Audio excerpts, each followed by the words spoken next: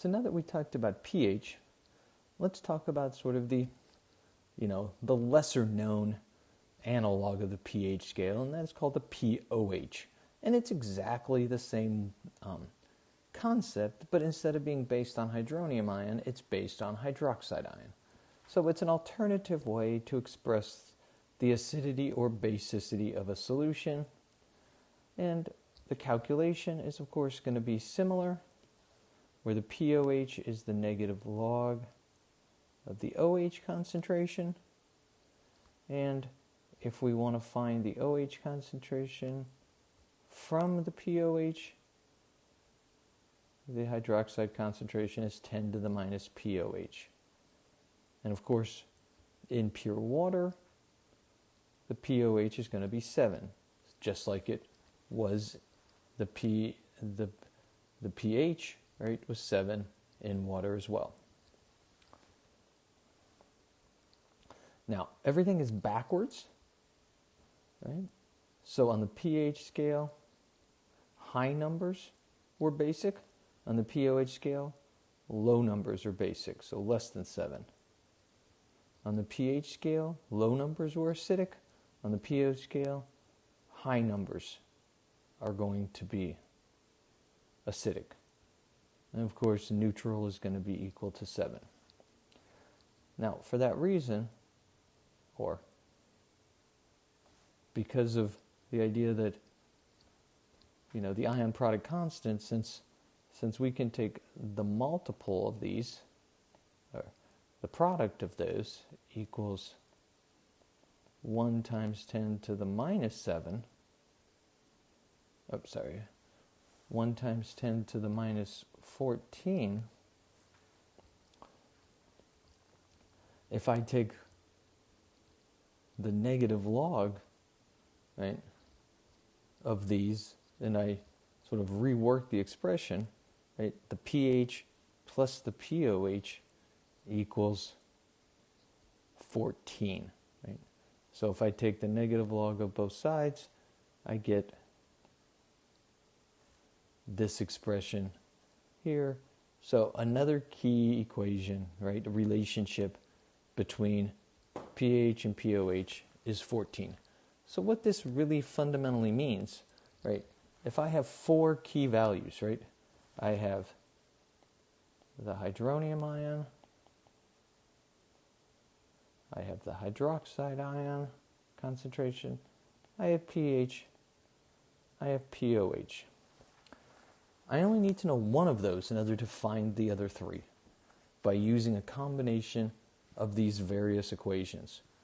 So my ion product, the relationship between PO and pOH, and the various equations to find pOH and pH based on the concentration. So if I know one of those, I can use these equations to find the other 3. And that's pretty powerful, right? All I need is one piece of data, and I can find all of this information about the hydronium ion and hydroxide ion in solution.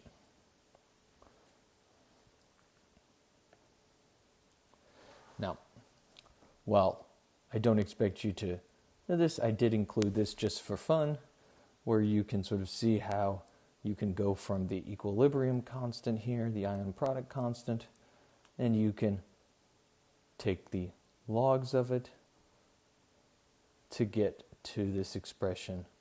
So you can go from the ion product concentration to this relationship between pH and pOH. And you can see the sort of the math here that goes with that.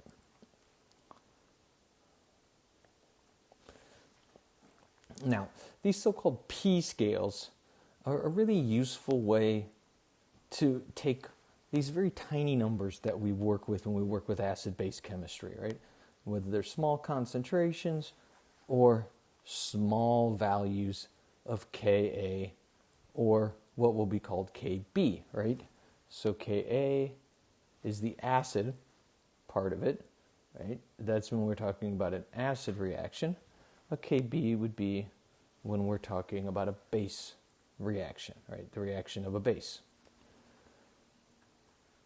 And so if I take the negative log of the Ka I get the pKa. If I take the negative log of a Kb, I get what's called a pKb. Or, of course, I can go backwards, right? And this is all analogous to what we did with the pH equations. And this is, again, an alternative way of expressing how strong an acid or base is without using these sort of small numbers less than 1. And so the way it relates is the stronger the acid, the smaller the pKa, right? So let's think about this, right? Strong acid, right, means large Ka. If I take the negative log of a large number, right, I'm going to get a small value or smaller value, right? And so small pKa equates to large Ka, or product favored reaction or strong acid. And of course, the stronger the base, the smaller the pKb, right? For the same reasons. Now you can look at it the other way, that, the larger the pKa, the weaker the acid, right? So it's a scale, right?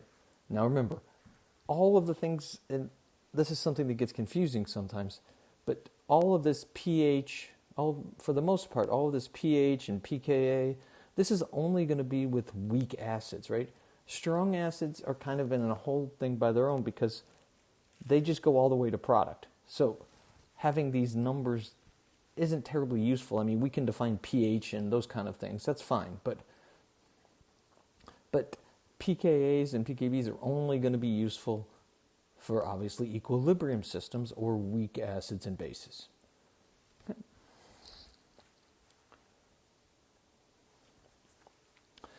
Now, at this point, we're going to begin our journey into how we can find the pH of various acids and bases. So, we're going to break this into categories. So the first thing we're going to do is find the pH of a strong acid. Now, this is by far one of the easier things to do because of this relationship here. So, if I know the concentration of the acid, then I know the concentration of the hydronium in solution because we have 100% dissociation. Now, you could argue that water, right, is producing a little bit of hydronium ion, right, even without, before I add the acid. So, but honestly, it's so small that it is completely swamped by the amount of hydronium that is produced by the strong acid. And so we can really ignore that and say that the concentration of the acid will equal the concentration of hydronium ion in solution. And so if I want to answer a question like, what is the pH of a 0.2 molar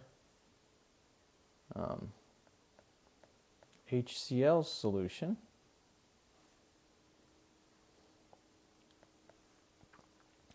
Well, we need to understand, first of all, recognize it as a strong acid.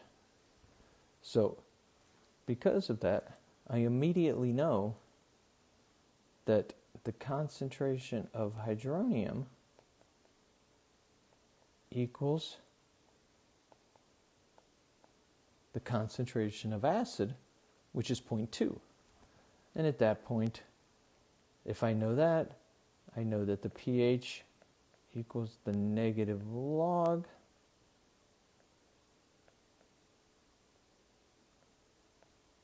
of the hydronium ion concentration. So I can plug that into my calculator.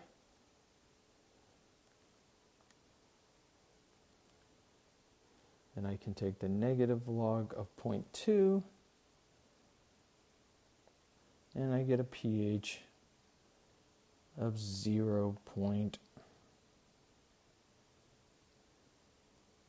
0.70. So pH equals 0.7. Not surprising. It's a very acidic solution, right? We're on the sway end of the pH scale. But very straightforward to find the pH of a strong acid in solution. Okay, so that'll wrap up this segment. And in the next section, we're going to, which is a much sort of longer in terms of problem solving, we're going to look at how to find the pH of weak acids.